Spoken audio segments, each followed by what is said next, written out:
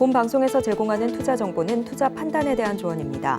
방송에서 제공하는 주식의 가치, 가격 상승 및 하락에 대해서는 방송사에서 보장하지 않습니다.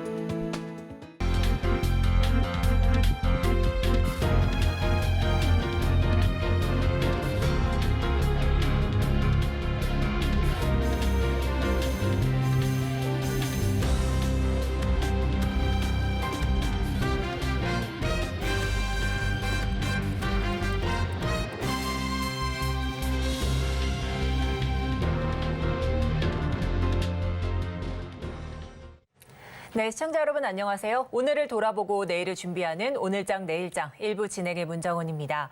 네, 지난 한 주 금융권 쇼크로 등락을 거듭했던 증시였는데요. 하지만 이러한 불안정함 속에서도 시장 전체는 상대적으로 좀 견조한 모습을 보이기도 했습니다.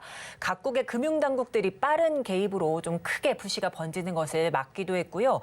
또한 이번 사태로 과거 금융위기 때와는 좀 다른 행보를 좀 보일 것 같다. 그렇기 때문에 이 금융권 전체는 휘청이게 할 가능성은 적었다는 게 시장의 분석입니다. 다만 이번 주는 이 FOMC에서 미 연준의 금리 결정에 따라 증시가 큰 변동성을 보일 것으로 좀 예상이 되고 있습니다. 현재 시장 분석은 0.25%포인트 베이비 스텝을 단행할 것이다. 이 지배적인 이 상황 속에서 끝까지 뚜껑은 열어봐야 되는 상황입니다. 네, 이렇게 한 치 앞을 모를 장세의 성공 투자 전략 원하신다면 오늘장, 내일장과 함께 하시죠.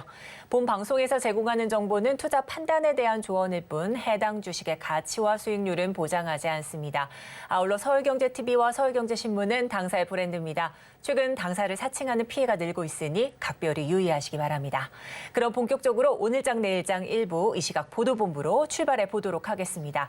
앞서 살펴봤던 헤드라인 중 세 가지 이슈 먼저 살펴보도록 할 텐데요. 첫 소식부터 알아봅니다. 이 정부가 적극적인 규제 완화에 나선 이후에 완판 소식이 들려올 정도로 이 분양시장에 봄 기운이 감돌고 있는 상황인데요. 이 오늘부터 회복세에 도움이 될 만한 또 다른 변화가 일어난다고요? 네, 오늘부터 분양가, 인당 대출 한도와 관계없이 중도금을 대출받을 수 있습니다. 오늘 주택도시보증공사 허그에 따르면 최근 허그는 중도금 대출 분양가 상한 기준과 인당 중도금 대출 보증 한도 규정을 폐지했고 이 사항은 오늘부터 적용됩니다. 지금까지는 분양가가 상한 기준을 넘는 주택은 중도금 대출이 금지됐었습니다.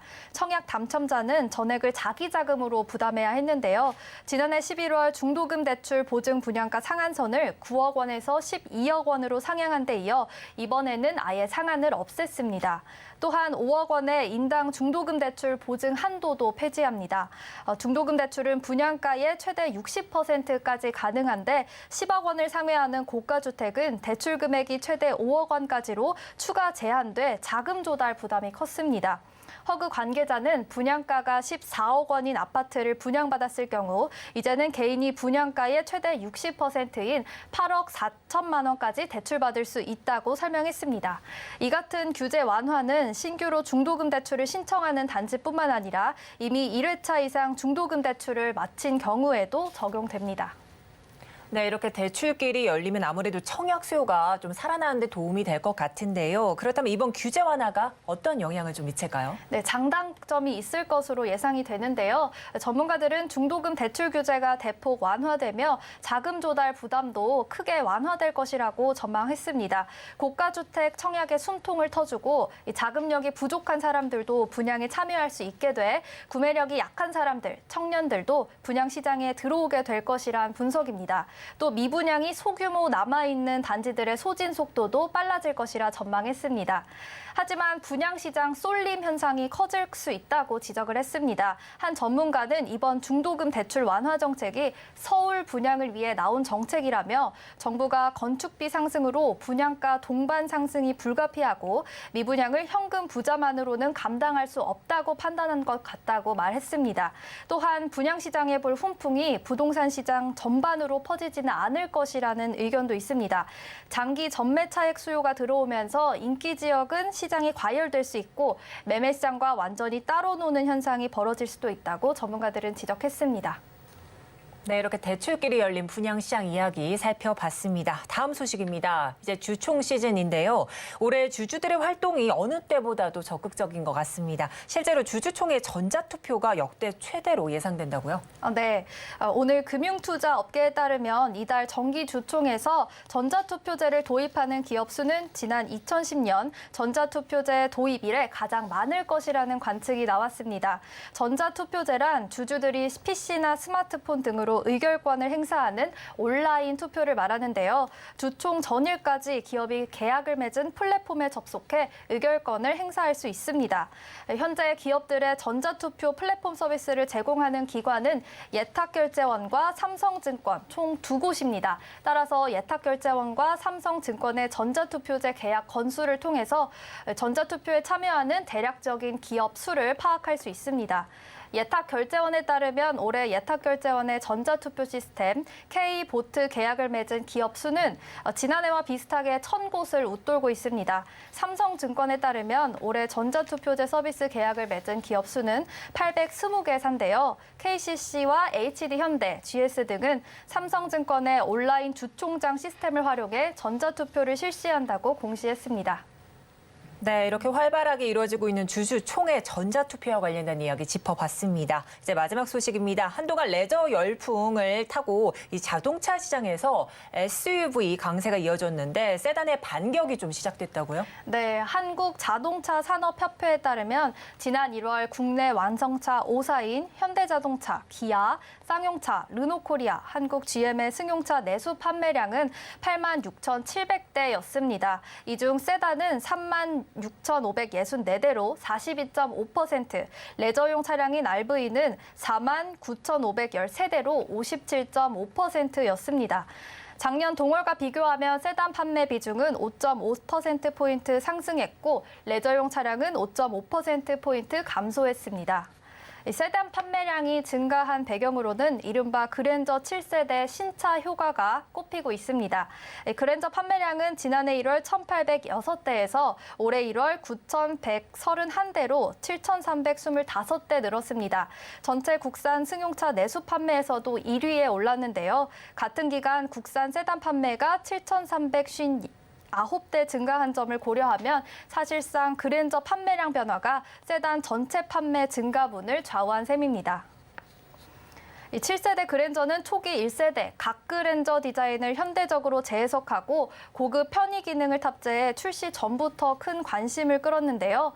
카이즈 유데이터 연구소의 신차 등록 대수 통계를 보면 7세대 그랜저는 지난해 12월 출시 직후부터 지난 2월까지 3개월간 누적 판매 25,824대를 기록했습니다. 동급 차종인 기아 K8 보다 1만 대 이상 많이 등록된 건데요. 준대형 세단 전체 등록 대수인 53,858대의 47.9%에 달합니다. 네, 지금까지 이 시각 보도본부 김유진 기자와 이야기 나눠봤습니다. 오늘 도움 말씀 고맙습니다. 감사합니다. 네, 그럼 이어서 오늘장 주목할 만한 공시 전해드리는 스피드 뉴스앤 공시입니다. 김혜영 캐스터 준비하고 있습니다. 네, 안녕하십니까. 스피드 뉴스 공시의 김혜연입니다. 오늘도 우리 시장은 다양한 뉴스에 강하게 반응을 보이고 있습니다. 비트코인의 급등이라든지 우주항공청 설립 소식, 실내 마스크 해제 소식처럼 이 같은 소식에 관련주들이 상승을 보이는가 하면 불공정 거래 의혹으로 약세를 보이고 있는 종목들도 있죠. 이 가운데 핵심 뉴스들 어떤 것들이 있는지 살펴보도록 하겠습니다. 네, 우선 첫 번째로 금호타이어 살펴보도록 하겠습니다. 금호타이어가 기후변화 관련 재무정보 공개 협의체인 이 TCFD 지지를 선언했습니다. TCFD는 G20개국의 재무장관 회의에서 기후변화 관련 정보 공개를 위해서 설립한 협의체인데요. TCFD는 기업들에게 기후변화 관련한 정보 공시를 요청하고 조직의 의사결정에 반영을 하도록 권고를 하고 있습니다. 국내 타이어 업계에서는 금호타이어가 이번에 최초로 참여를 하게 된 건데요. 이 기후변화에 능동적인 대응에 나서겠다라고 이야기했습니다. 네, 이어서 박셀바이오 살펴보도록 하겠습니다. 박셀바이오가 최근 특허 출원을 했던 고형암 타깃의 항암 면역 치료제의 전 임상 결과를 미국 암학회에서 발표하겠다라고 합니다. 박셀바이오는 기존 항암 치료제의 단점을 보완해서 새로운 치료제를 개발했죠. 작년 3월에 국내 특허를 냈고요. 지난 8일에는 국제 PCT 특허 출원을 했는데 이번에는 오는 4월 중에 2023 AACR 암학회에서 전 임상 결과를 발표한다라고 합니다. 이 같은 소식이 전해지면서 박셀바이오 장중에 주가 급등 흐름도 나타나고 있습니다. 네, 이어서는 에코프로 살펴보도록 하겠습니다. 말도 많고 탈도 많다라는 이야기가 정말 잘 어울리는 그룹인 것 같습니다. 올해 에코프로 주가는 무려 325%의 상승이 보여졌죠. 그 밖에도 그룹주들 덩달아 세 자릿수의 주가 상승을 기록하기도 했습니다. 이렇듯 최근에 이 에코프로 그룹주들의 주가 상승으로 인해서 시장을 떠들썩하게 만들었었는데 이번에는 불공정 거래 논란이 나왔습니다. 검찰과 금융당국이 에코프로 전 현직 임직원의 주식 불공정 거래 의혹을 포착하고 강제 수사에 착수했다라고 합니다. 에코프로 임직원 관련해서 이 불공정 거래 의혹 수사는 벌써 이번이 두 번째인데요. 이에 에코프로는 공식 홈페이지를 통해서 사과를 하고요. 올해는 공시 대상 기업 집단으로 지정이 될 예정이며 더욱 엄격한 기준으로 회사의 경영 활동을 투명하게 공개하겠다라는 말을 덧붙이기도 했습니다. 다만 이번 사건으로 인해서 그룹주도 오늘 주가 약세를 면치 못하고 있는 상황이고요. 또한 올 IPO 시장에서 최대로 꼽혔던 이 에코프로 머티리얼즈의 상장에도 일부 차질이 생길 것으로 현재 전망이 되고 있습니다. 네, 마지막으로는 호텔신라 살펴보겠습니다.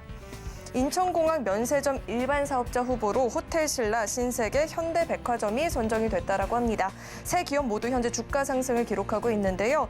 그 가운데 면세 사업자 중에 이 호텔신라는 오랜 기간 갖춰온 업력을 바탕으로 2분기부터는 실적 회복세를 보일 것으로 전망이 되고 있습니다. 그 밖에도 중국의 제로 코로나 정책에도 수혜를 볼 수 있을 것으로 긍정적인 전망들 현재 나와주고 있습니다. 네, 오늘도 이렇게 핵심 시장의 뉴스와 공시들 살펴봤습니다. 스피드 뉴스 공시의 김혜연이었습니다.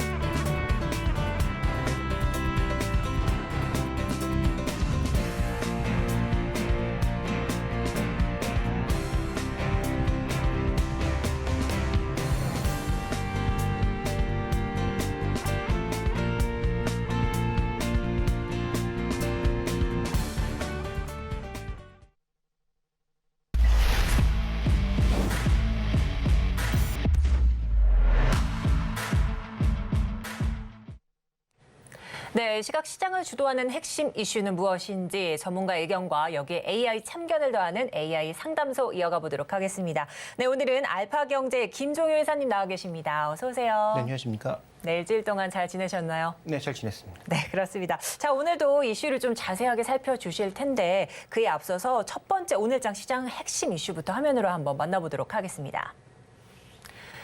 네, 3년 만에 대중교통 노 마스크 관련주들은 화색을 좀 드러내고 있는 상황인데요. 어떤 이야기와 또 이슈들이 가득할지 오늘 이사님과 자세한 이야기를 나눠보도록 하겠습니다.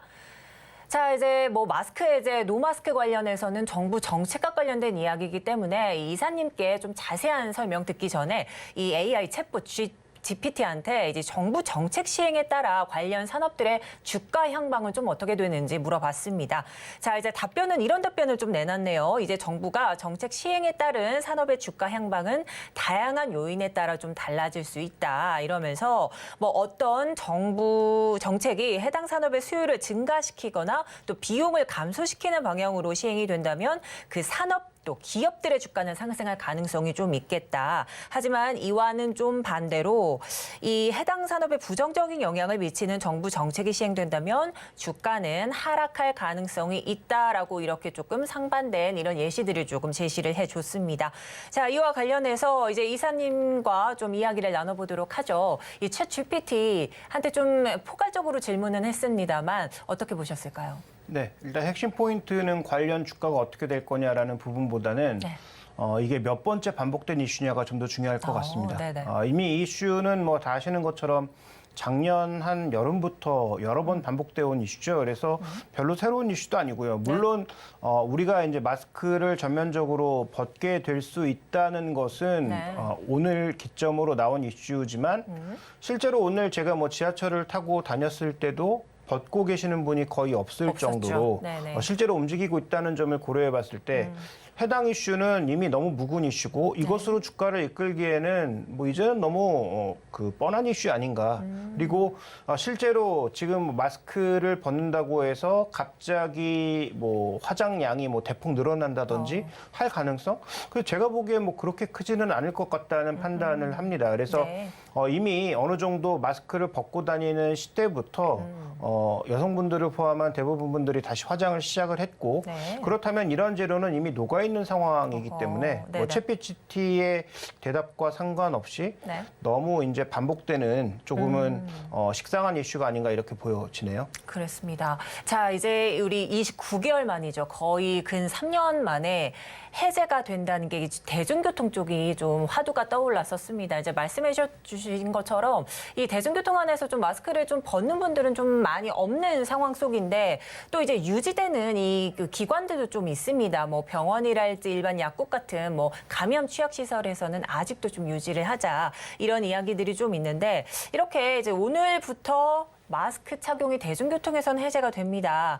자, 그런데 이와 관련해서 앞서 살짝 좀 살펴주셨는데 오늘장 화장품주 좀 주가부터 조금 살펴주신다면 어떨까요? 네, 화장품주들이 일부 움직이고 있죠. 뭐 대형주를 포함해서 뭐 중소형주들까지 일부 폭넓게 움직이고 있는데요. 네. 다만 뭐 말씀드렸다시피 여러 번 반복되었던 이슈고 오늘 화장품주들의 반등은 낙폭과대에 따른 반발 매수 정도로 이해해 보는 게 오히려 좀 더 적절하지 않나. 네. 그래서 최근에 뭐 중국 이슈 있었을 때 잠깐 반짝하다가 중국에서 별거 없으니까 다시 주가가 쭉 밀려버린 상황이거든요. 그래서 오늘 뭐 조선주를 포함해서 그렇게 좀 밀려있던 종목군들이 반발 매수세가 나오고 있는 구간으로 봐야 되기 때문에 해당 이슈와 만나서 좀 더 폭발력을 보이는 측면은 있습니다만 그렇다고 해서 오늘의 이슈 때문에 화장품주가 오른다라고 보기보다는 네. 최근 시장에서 전체적으로 소외돼 있던 종목군들이 좀 올라가는 구간이다. 오히려 지수를 이끌었던 반도체 관련 종목군들이 쉬는 구간에서 다른 종목군들로의 파급 효과가 일부 존재한다 정도로 보시는 게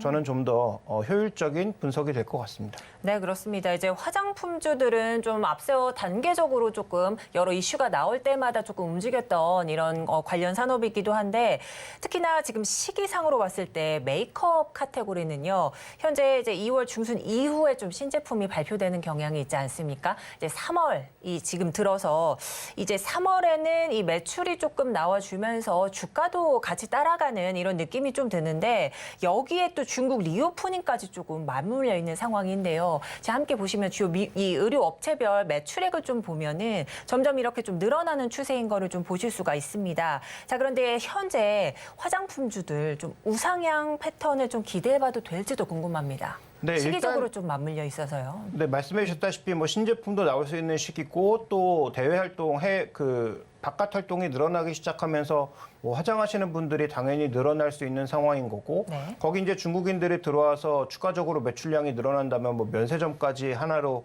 묶여서 움직일 수 있겠지만 일단 중국인들이 들어오곤 있는데 과거만큼 들어올지 알 수 없는 상황이고요. 그다음에 실제로 지금 잡히고 있는 숫자가 예전만큼 폭발적일 가능성은 오히려 낮다는 분석이 더 많은 상황이기 때문에 그 관점에서 본다면 중국은 플러스 알파 요인이지 주가를 끌어올릴 요인이 아니죠. 그래서 오면 좋은 것이고 네. 현재 올지 알 수 없고 네, 네. 이 부분을 이제 우리가 주력해 본다면 결국은 매출 쪽에 포커스를 맞춰야 되는데 그동안 화장품주의 주가의 거의 한 60% 이상은 중국 쪽의 소비에 기댄 것이기 때문에 이게 회복되지 않으면 매출단에서 의미 있는 반전은 힘듭니다. 네. 그러면 우리가 생각해 볼 수 있는 것이 즉 비용을 얼마만큼 효율적으로 축소해서 매출이 늘지 않아도 이익을 방어할 것이냐가 관건인데 네. 뭐 대형사를 중심으로 해서 비용 효율화는 꽤 노력하고 있는 것으로 보여집니다만 그건 이제 거기서 끝이라는 거죠. 그러면 추세적인 상승을 보이기 위해선 결국 매출이 올라와야 되는데 우리가 중국을 제외하고 유럽과 미국의 수출량을 폭발적으로 늘릴 수 있느냐? 아직은 어렵고요. 그다음에 중국 말씀드렸다시피 지금 당장 뭐 돌아설 수 있느냐? 알 수 네. 없고요. 그런 관점에서 본다면 화장품주의 추세적 상승 어렵다. 이렇게 주가가 지수 대비해서 많이 밀리게 됐을 때 네. 뭐 뉴스를 만나면 이렇게 뭐 트레이딩 정도로 올라올 수 있는 그런 정도의 영역은 만들어낼 수 있겠지만 네네. 추세적인 회복은 어렵다라고 보셔야 될 것 같습니다. 네, 그렇습니다. 이제 화장품주도 추세 상승은 아무래도 좀 매출에 달려있다 이런 말씀해 주시면서 중국 시장 이슈는 플러스 알파적으로 조금 가져가야 되겠다 이렇게 말씀을 좀 해주셨습니다. 자, 그런데요. 최근 이 미용기기, 의료 미용기기 쪽에서는 조금 행보들이 조금 보이고 있는데 뒤에 보시면은 피부 관리에 대해서 더 투자를 하겠다라는 이런 통계가 있습니다. 이 마스크 해제로 더 신경 쓰이는 부분이 메이크업보다는 피부 관리라고 이렇게 답해준 응답자들이 더 많고 마스크 착용 후 피부 상태는 나빠졌다가 63%로 이제 압도적인데 이런 상황에서 관련 뭐 PB 뭐 의료 미용기기랄지 시술이랄지 이런 거에 조금 집중하는 상황입니다. 자, 여기에 이제 여러 가지 뭐 중국 관련해서도 리오프닝 수혜주로도 뭐 피부 미용기기도 조금 같이 주가를 따라가는 경향도 있었는데 앞으로 좀 강한 시세를 좀 분출할 섹터는 어느 분야라고 좀 보실까요? 네, 미용기기 쪽에서 본다면 아무래도 피부 관리 쪽이 될 가능성은 높죠. 왜냐하면 이게 매달 수출 실적이 나오고 있는데요. 수출 실적이 꾸준하게 지금 성장하고 있다는 것이죠. 수출 실적이요. 네, 네네. 왜냐하면 지금 뭐 국내에서도 일단 한번 써보신 분들은 안 쓸 수 없다는 그런 뭐 흐름이 네. 나오고 있지만 이건 네. 뭐 외국도 마찬가지라는 거죠. 그래서 뭐 미국이라든지 뭐 브라질이라든지 이런 지역으로 추가적으로 진출한 부분에 있어서 결국 마진율을 끌어올리고 있는 것은 네. 기기의 판매도 중요하지만 기기가 판매된 이후에 소모품의 판매가 더 마진율을 끌어올리고 있기 때문에 일단 뭐 좀 전에 준비된 글에서 보시는 것처럼 전체적으로 쭉 늘어난 어떤 그런 기기 판매 이후에 소모품 판매가 늘어나면서 마진율이 더 올라가고 있다는 거죠. 아. 그런 차원에서 봤을 때 뭐 클래시스라든지 제이시스 메디칼 같은 종목군들의 수출 실적이 꾸준하게 올라간다면 저는 뭐 이들 종목에 대해서는 뭐 여전히 관심이 필요하다라고 보고 있고요. 네. 아직까지 이쪽에서 중국 매출이 나오지 않고 있거든요. 근데 만약에 중국 시장으로의 진출이 이루어진다면 이것도 이제 강력한 플러스 알파가 될 수 있어서 매달 수출 실적이 나오고 있는 뭐 제이시스 메디칼이나 이런 종목군들에 여전히 전 관심이 필요하지 않을까 이렇게 보고 있습니다. 네, 아무래도 미용기기는 이 수출 실적이 조금 관건일 것 같다 말씀해 주시는데 현재는 미국과 남미에서 조금 두드러지는 상황입니다. 기기 판매뿐만 아니라 소모품 판매까지 이렇게 조금 실적 맞물리고 있는 상황 속에 중국 시장까지 가세된다면 좀 더 지켜볼 만한 업종과 종목이다 말씀해 주셨습니다. 네, 이렇게 해서 이제 마스크 해제와 관련된 이슈 살펴봤고요. 다음 이슈 한번 살펴보도록 하겠습니다. 네, 다음 이슈입니다. 오일머니 13조 투자, 과연 수혜받을 섹터는 어떤 게 있을지 한번 보도록 하겠습니다. 자, 이제 사우디발 훈풍 소식인 것 같은데, 자, 현재 이 중소기업들이 사우디 쪽에서 조금 기술력을 인정받고 또 프로젝트에 참여한 소식을 좀 전해주고 있는데요. 자, 챗GPT한테 이 한국의 중소기업 기술력 중 세계 시장에서 인정받고 있는 기술은 어떤 게 있느냐 이렇게 좀 물어봤습니다. 자, 여러 가지 기술들이 있겠지만은 그중에서 뭐 반도체 제조 기술도 있겠고 바이오 의약품 기술, 또 로봇 기술, 인공지능 기술, 또 게임 제작 기술까지 이렇게 좀 거론을 해줬습니다. 자, 여기에 이제 사우디에서 좀 프로젝트 같이 참여하고 있는 뭐 신재생에너지, 의료기기, 바이오, 전기차, 화학 등 여러 가지 좀 섹터들이 있을 텐데요. 이사님, 이 챗GPT 이 질문과 대답 어떻게 보셨을까요? 네, 매우 일반적인 그런 네. 답변이고요. 네네. 뭐 별로 그렇게 특별하게 인사이트를 이끌어낼 수 있는 답변은 아닌 것 같습니다. 네. 일단 뭐 사우디뿐만 아니라 뭐 결론부터 말씀드리면 중동 쪽의 수주 증가와 관련돼서 뭐 단기적으로 주가는 더 끌어올릴 수 있을지 모르겠지만 좋은 실적으로 돌아온 적이 거의 없다. 거의 없다. 네. 네.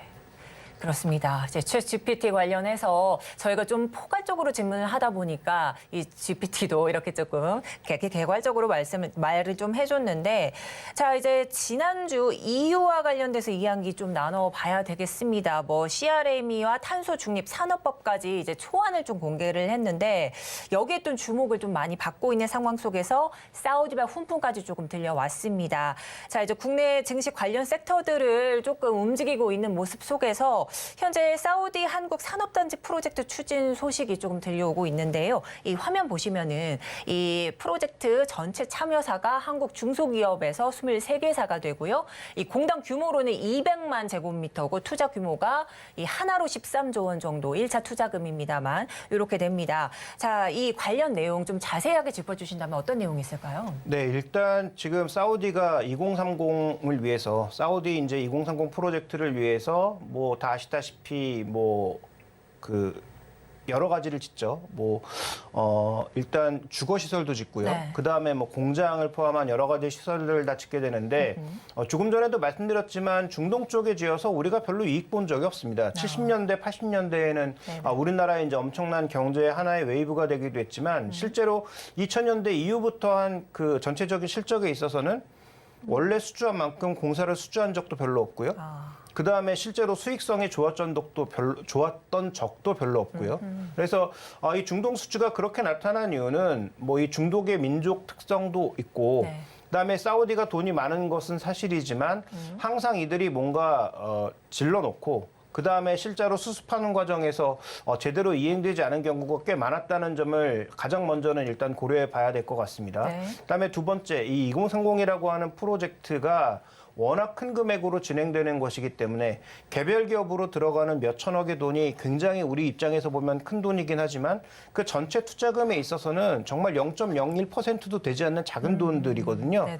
그러니까 여기에 너무 큰 의미를 부여하시면 안 된다. 그래서 뭐 미코바이오메드라든지 뭐 에스코넥이라든지 여러 회사들의 지금 뭐 투자가 되면서 상한가에 들어가기도 하고 네. 굉장히 강한 모습 보여주고 있습니다만 그러면 이 회사들을 더 잘 알고 있는 국내 벤처 캐피탈이나 네. 아니면 국내 기업들은 왜 투자하지 않았을까에 대해서 또 고민해 볼 필요가 있는 거죠. 그렇네요. 그러니까 이들이 뭔가 의미 있는 기술을 가지고 있기 때문에 투자한 것이라고도 볼 수 있겠습니다만 이들의 현재 시가총액, 그다음에 이들이 현재 내고 있는 매출액 이런 것들을 고려해 봤을 때 정말로 중장기적으로 뭔가 의미 있는 투자가 될 것인지 여부에 대해서는 확신하기 어렵다.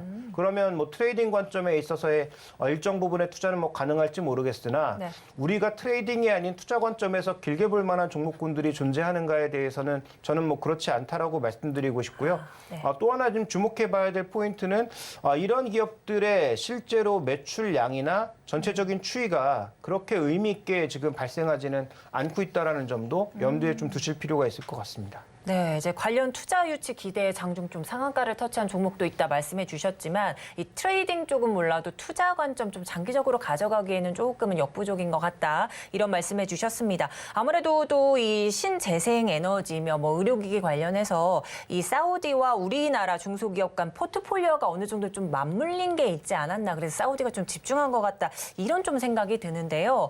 그래서 좀 현재 프로젝트 좀 살펴보면 뭐 의료, 뭐 바이오, 신재생 에너지 뭐 비롯해서 뭐 디지털 산업까지 여러 가지의 좀 산업군들이 참 많습니다. 한번 살펴보시면 신재생 에너지 관련 이 기업들도 이렇게 좀 상당히 많이 나와 있는 상황 속에서 뭐 리튬 관련된 것도 있고 태양광 관련된 이런 기업들도 좀 있네요. 그리고 이제 또 신재생 에너지뿐만 아니라 뭐 또 의료 관련 이 뭐 관련 섹터들도 있고 또 IT와 디지털 산업까지도 이렇게 조금 맞물려 있는 상황입니다. 이 전반적으로 이렇게 봤을 때 어느 정도는 우리나라 강소기업과 또 사우디의 윈윈 전략이 조금 맞아떨어질 것 같은데 이 가장 큰 그래도 그나마 주가가 좀 반응을 보일 만한 섹터는 어디에 있다고 보실까요? 네, 이런 중소형주들에 대해서는 우리가 좀 많은 스터디가 필요하기 때문에 저런 개별 이슈 하나만 가지고 판단 내리기는 좀 어렵고요. 네네. 큰 그림에서 우리가 좀 볼 수 있는 것은 그래도 과거부터 꾸준하게 레코드를 쌓아오고 있는 뭐 삼성물산이나 현대건설 같은 대형주들에 있어서는 어느 정도 우리가 좀 모멘텀을 부여할 수 있을 것 같고 그래서 네. 실제로 오늘 나온 이슈에 해당되는 종목군들은 없으나 네. IT 쪽과 관련돼서도 우리가 좀 주목해 봐야 될 것은 네이버가 이쪽에 같이 참여하고 있다는 것이죠. 네. 자, 네이버가 뭐 왜 같이 가고 있느냐? 네이버가 지금 제2사옥에서 하고 있는 소위 1784라고 하는 시스템, 그러니까 여러 로봇들을 브랜리스 로봇으로 한꺼번에 로컬 5G와 함께 돌리는 이런 시스템 자체가 사우디가 꽤 관심을 가지고 쳐다보고 있는 것이라는 거죠. 그러니까 그런 차원에서 앞으로 우리나라 플랫폼 기업들도 소위 B2B 쪽의 매출이 중요하기 때문에 네이버의 1784 시스템이 수출된다면 이런 것도 좀 의미 있는 어떤 수주가 될 것 같고요. 그다음에 지금 현재 구간에서 확실한 레코드를 쌓아내고 있는 기업, 조금 이따 다시 한번 설명드리겠습니다만 삼성 엔지니어링의 지금 수주가 역대 최고 수주를 보이고 있단 말이죠. 그래서 우리가 지금 친환경 하면서 친환경만 잘 되고 있을 것 같다는 착각에 빠지게 되지만 실제로 삼성 엔지니어링 하고 있는 굉장히 레거시한 화공 쪽의 투자도 전혀 줄지 않고 같이 늘어나고 있다. 그다음에 이 수주가 상당 부분 또 중동에서 들어오고 있다는 점도 중요하게 지켜봐야 될 필요가 있는 것이고 LNG 관련 투자가 급증하고 있고 이런 기업들이 또 LNG 쪽에 장기적으로 투자해 왔고 레코드를 쌓아왔기 때문에 향후 수소와 같은 미래 에너지 쪽에 있어서도 선점할 가능성이 높다라고 봐야 되겠죠. 그래서 지금 이런 아까 좀 전에 짚어주었던 중소형주 쪽을 잘 투자하면 우리가 소위 템버거라고 하는 어떤 큰 수익을 노릴 수도 있겠습니다만 그건 정말 우리가 확률적으로 맞추기가 어려운 것이고 그렇다면 큰 그림 안에서 봐야 될 종목군들은 조금 전에 언급드렸던 건설사 중에서 레코드가 쌓여있는 대형주들 그다음에 또 네이버와 같은 새로운 IT 시스템을 수출하려고 하는 기업들이 실제로 의미 있는 수주를 가져오게 된다면 사우디 수차청에서 돈 받는 것보다는 좀 더 의미 있는 어떤 시그널을 보일 가능성이 높다. 이렇게 봐야 될 것 같습니다. 네, 그렇습니다. 자, 이제 사우디배 훈풍 소식부터 또 앞서 마스크 해제 이슈까지 좀 살펴봤는데요. 그렇다면 이 양 곳에서 조금 더 상승 여력이 있는 쪽은 어디라고 보시나요? 네, 확실하게 지금 숫자가 보이는 쪽을 선택해야 된다라고 보고 있는데요. 의료기기 쪽에서는 제이시스 메디칼을 보고 있지만 제가 오늘 말씀드릴 종목은 삼성 엔지니어링입니다. 자, 이 종목이 좀 전에도 언급드렸던 것처럼 역대 최고 수주. 근데 밸류 기준에서 봤을 때는 역대 최고가 아니죠. 왜냐하면 이 종목에 있어서 여러 가지 의심이 있기 때문에 또 과거에 활약했던 수주에 굉장히 높은 밸류를 줬다가 결국 그 수주가 급속도로 축소되면서 주가의 급락을 봤던 경우가 있기 때문에 밸류에이션 확대에 대해서는 조금 부담스러워하는 측면이 분명히 있는 것으로 보여지지만 지금 5년 평균으로 봤을 때도 밸류 기준으로 봤을 땐 그렇게 비싸지 않은 구간이라는 거죠. 그다음에 이 회사의 그 또 하나의 특징은 소위 비화공 분야, 삼성전자가 투자를 늘리면서 비화공 분야의 레코드도 점점 쌓여가고 있고요. 화공 분야 다 죽었다고 생각하지만 LNG 터미널과 LNG 시설과 관련된 투자는 여전히 급증하고 있더라라는 거죠. 그래서 지금 삼성 엔지니어링만 주가가 상승하고 있는 게 아니고 글로벌 시장에서 테크닉과 같은 연관된 종목군들의 주가가 같이 상승하고 있다는 것이죠. 자, 그런 트렌드를 봤을 때 삼성 엔지니어링 주목해 볼 필요가 있다는 것이고요. 조금 전에도 언급드렸지만 이런 가스를 만져본 기업들이 수소, 소위 이제 클린 수소를 생산하고 운반하고 그다음에 제조하는 것에 있어서도 결국은 이 플랜트를 해본 기업들이 할 수밖에 없기 때문에 삼성 엔지니어링의 미래 사업은 수소라고 하는 모멘텀도 존재하고 있다는 측면에서 보면 향후 밸류를 더할 수 있는 수소 산업의 성장성도 같이 볼 필요가 있겠다. 그런 관점에서 오늘 해당 이슈에서 저는 탑픽은 삼성 엔지니어링이라고 보고 있습니다. 네, 그렇습니다. 삼성 엔지니어링, 비화공과 화공분 동반 성장이 조금 기대되고 있는 이런 종목이다라면서 말씀을 좀 해주셨습니다. 자, 이제 가격 전략 같은 경우 이 화면으로 좀 만나보시면 좋겠고요. 오늘 도움 말씀 여기까지 듣도록 하겠습니다. 지금까지 알파경제 김종효 이사님과 함께했습니다. 오늘 고맙습니다.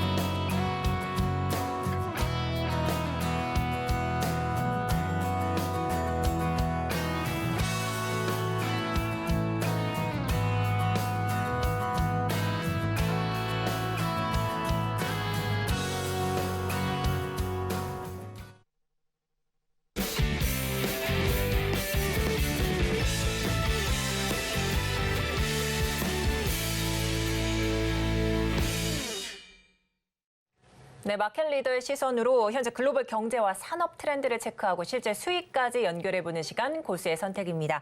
오늘은 SC 글로벌 센터 김성규 소장님 나와 계십니다. 어서 오세요. 안녕하세요. 네, 일주일 만에 뵙습니다. 잘 지내고 계셨죠? 네, 잘 지내고 있습니다. 네, 그렇습니다. 자, 그럼 고수의 시선으로 심층 분석해 볼 만한 오늘 주제를 화면으로 먼저 만나보도록 하겠습니다. 네, EU 유럽연합의 핵심 원자재법 초안이 공개됐습니다. 과연 한국 기업의 기회가 될 수 있을지 이야기 나눠보도록 하죠. 자, 이제 유럽연합이 핵심 원자재법과 관련해서 CRMA 초안을 좀 공개를 했습니다. 자, 이제 뒤편으로 보시면요. 이 초안 요지들이 이렇게 나와 있는데요. 자, 우선은 EU 전체 소비량의 65% 미만으로 이렇게 좀 전략 원자재, 이 제3국의 전략 원자재를 좀 줄여나가겠다. 현 중국산 의존도에 대해서 조금 의존도를 줄이겠다. 이게 핵심인 것 같은데 이 관련해서 이 유럽연합이 이렇게 공개를 했습니다.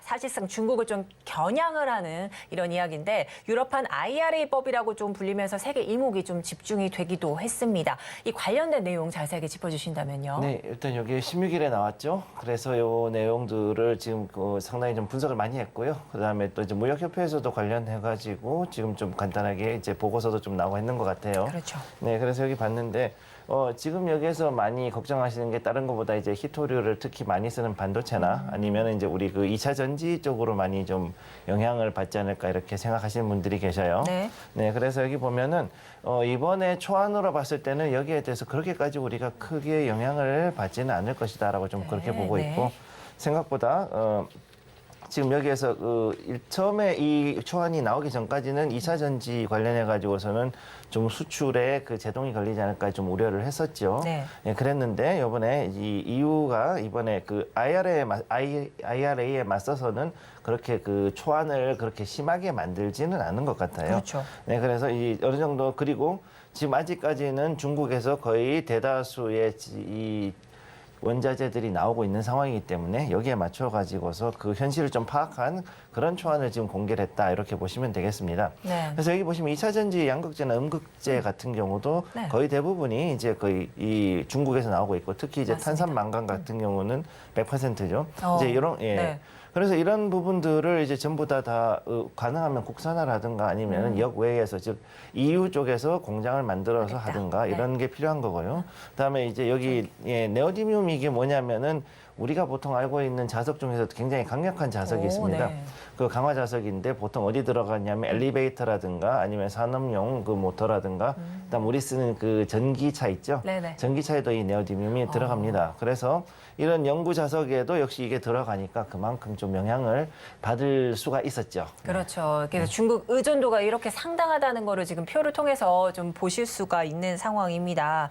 자, 그런데 이제 말씀해 주신 것처럼 CRMA가 유럽판 IRA로 조금 불리면서 이 관련해서 좀 우려감도 있었고 뭐 여러 가지 좀 걱정거리도 좀 됐었습니다. 하지만 유럽이 앞서 이 미국의 IRA법을 조금 비판하기도 했었잖아요.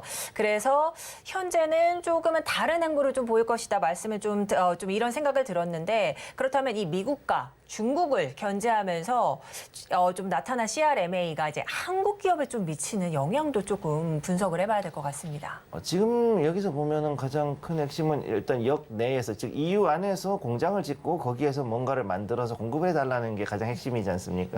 그러니까 거기에 대한 것들이 진행해야 되는데 이게 EU와 미국이 일단 핵심 광물 공동 성명 보면은 역시 제일 중요한 게 이 히토류하고 그다음에 2차 전지 관련되는 광물이죠. 맞죠. 그래서 네. 여기에 된 것들이 보면은 유럽산 광물에도 이제 보조금 세제 지원 쉽게 얘기해서 우리나라가 EU에서 뭔가를 만들어서 미국으로 수출했을 때 거기에도 미국은 보조금을 지급하겠다는 이야기가 네, 나오는 거고요. 네.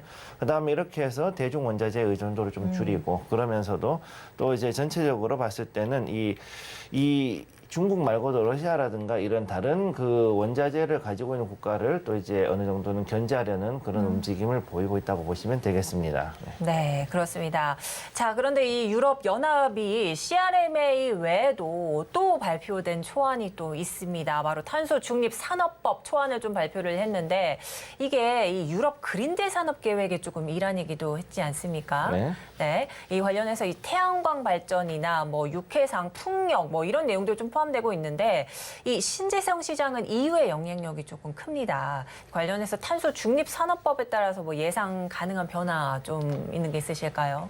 지금 여기서 봤을 때 제일 큰 문제는 일단 그 탄소 중립이라는 거, 즉 NGIA죠. 그 넷제로 인슈런스 액트, 인더스트리 액트 그러기도 하고, 그다음에 유엔 같으면은 이제 넷제로 인슈런스 액트라고 해서 또 다른 게 있습니다. 네. 두 개가 거의 비슷한데 조금 다른 기관에서 나온 거긴 하지만, 했을 때는 일단 녹색 산업 기업 이쪽으로 특히 이제 유럽이 투자를 하면 신속하게 인허가를 해주고, 그다음에 2030년까지 탄소 중립 역량을 이제 거의 수의 40%, 그러니까 이거면은 이제 사실상 독일이나 일단 북유럽 같이 거의 RE 100에 가까운 국가들은 여기에 좀 더 이제 이익을 볼 수 있는 그런 시스템이라고 보시면 되겠죠. 네네. 그래서 여기서 봤을 때 가장 큰 문제는 이제 그 지금까지 했을 때는 재생에너지가 일단 독일이나 북유럽을 중심으로 해가지고 지금 굉장히 많이 그렇죠. 잡혀 있지 네네네. 않습니까? 그리고 실제로도 거기가 어느 정도는 이제 원래 이제 나왔던 곳이었고 그렇기 때문에 앞으로 이제 태양광 업체나 풍력 업체들이 여기에 관련해서 움직임이 커지는데 지금 현재 이미 뭐 CS 윈드라든가 효성 같은 이런 업체는 이미 덴마크에 있는 웨스테드 같은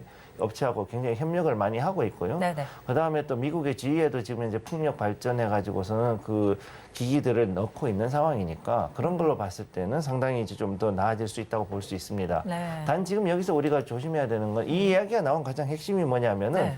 일단 풍력 발전이죠. 근데 그 풍력 발전 블레이드들이 거의 한 80% 이상이 전 세계에서 그 중국에서 특히 이제 신장 위구르에서 나와요. 그게 네네. 그러다 보니까 이 중국 의존도가 높아서 그리고 이게 그 공장에서 그냥 찍어내듯이 만드는 게 아니라 사람이 일일이 손으로 해서 만들어야 되는 그런 제품이다 보니까 네네. 이게 조금씩 문제가 좀 있죠. 그래서 앞으로 여기에 관해서는 태양광 패널이라든가 아니면 이제 주요 재생에너지 부품이라든가 이런 부분은 장비, 특히 이제 또 인버터라든가 몇 가지 중요한 장비들이 있습니다. 네. 그럼 이런 장비들에 대해서 의존도를 좀 더 줄이고 이제 국산화율을 많이 높여야 된다 이렇게 보시면 되겠습니다. 네, 이 CRMA뿐만 아니라 이 탄소 중립, 이 산업법까지도 이 중국의 의존도를 조금 줄여 나가겠다, 뭐 좀 이런 의도가 있는 것 같습니다. 자, 그런데 이 태양광 시설 같은 경우에는 유럽 내에서 이 설치된 거에 비해서 생산 능력은 좀 굉장히 낮은 것으로 조금 분석이 되고 있는데요. 이 또 그 이유가 중국이 또 전 세계 태양광 이 밸류체인 공급망 90%를 좀 점유하고 있는 이런 배경도 좀 있는 것 같습니다. 그래서 앞서 이제 CS 윈드 관련해서도 좀 말씀해 주셨는데 이 두 가지 CRMA 또 그리고 탄소 중립 산업법 아직은 초안 발표라 입법까지는 좀 어느 정도 시간이 좀 걸리겠습니다만 이후에 또 아무래도 중요한 게 국내 기업의 영향인 것 같습니다. 어떻게 보실까요? 지금 일단 보시면은 이 신재생 에너지가 2010년대에 들어와서부터 그때부터 해서 중국 업체들이 굉장히 좀 공격적으로 인수합병을 했던 적이 있습니다. 그래가지고 그것 때문에 지금까지 그 부분들이 좀 이렇게 갔고, 그다음에 유럽이 그때 당시에 상당히 많은 그 업체들이 파산하거나 아니면은 일부 업체들은 중국으로 이전을 했었어요. 그 네. 당시에. 그래서 이로 인해서 중국이 현재 태양광 같은 경우는 공급망 90% 이상을 지금 점유를 하고 있고, 네. 그다음에 국내 태양광 기업 중에서 현재 유럽 생산 설비 보유 업체가 없는 게 그게 조금 아쉽죠. 네네. 물론 이제 여기에 관련해 가지고서는 국제적인 전기 규격이라든가 이런 게 있으니까 거기에 맞춰서 하면은 되기는 하는데 네네.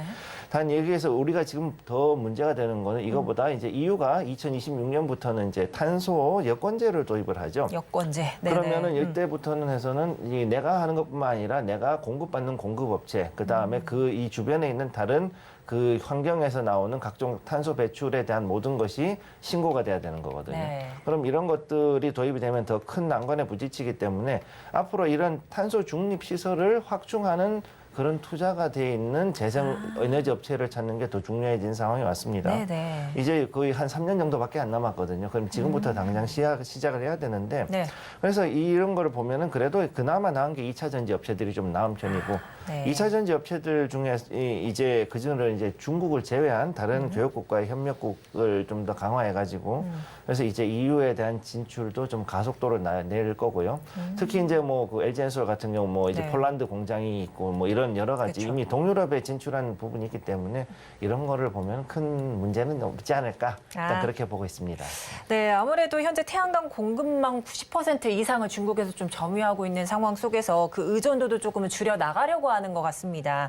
자, 그런데 이제 EU가 2026년 탄소 여권제 도입을 좀 하게 되면서 그 우려감도 조금 좀 확산되고 있는 상황 속에서 아무래도 한국 기업 탄소 중립 시설 확충하는 게 좀 중요할 것 같다 이런 말씀해 주셨습니다. 그러면서 이 관련 좀 산업으로 2차 전지 업황 좀 자세히 좀 살펴봐라, 좀 관심을 좀 쏟아봐라 이런 말씀해 주신 것 같은데요.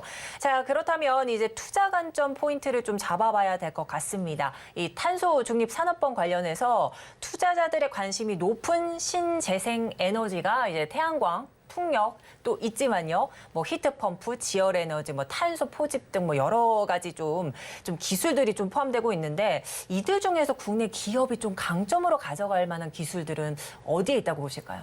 일단 뭐 많은 분들이 2차 전지에만 지금 너무 집중을 해가지고 있어서 이 부분이 조금 걸리는데요.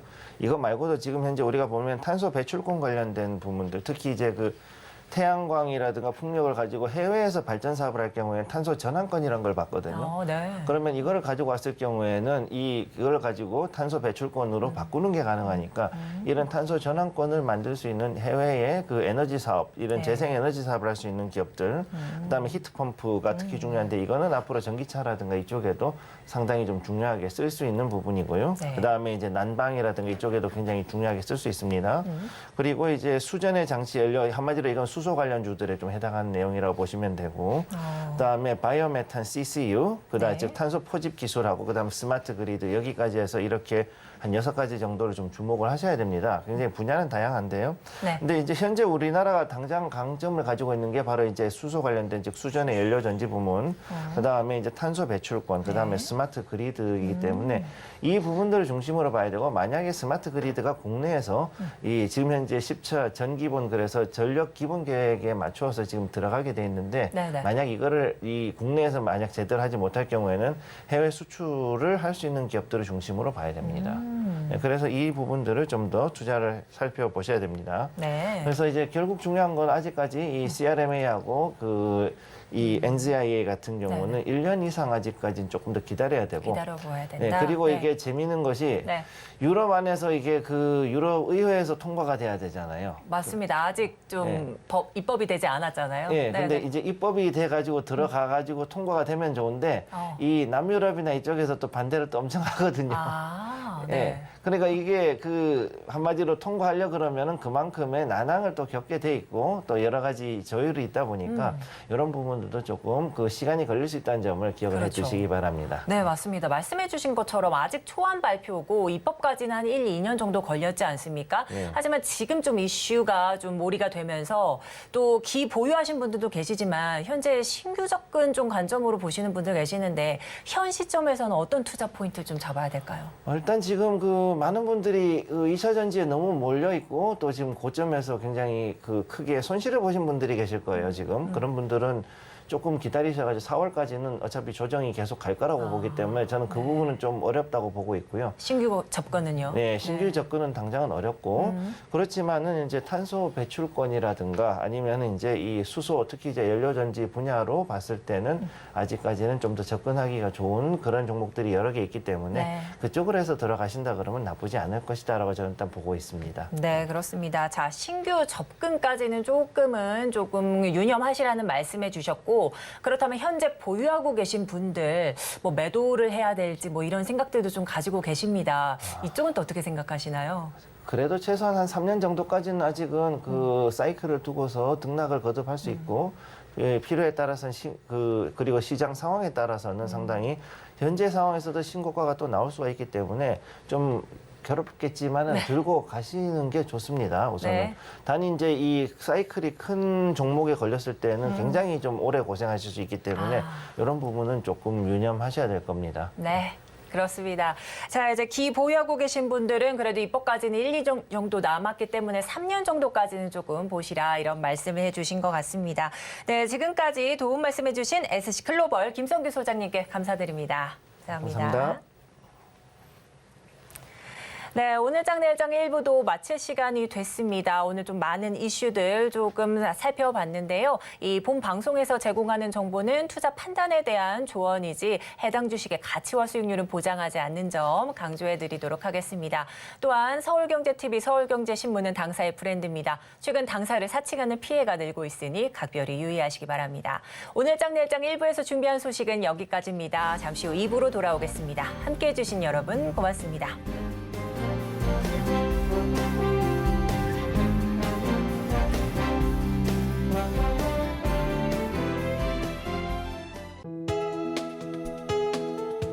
본 방송에서 제공하는 투자 정보는 투자 판단에 대한 조언입니다.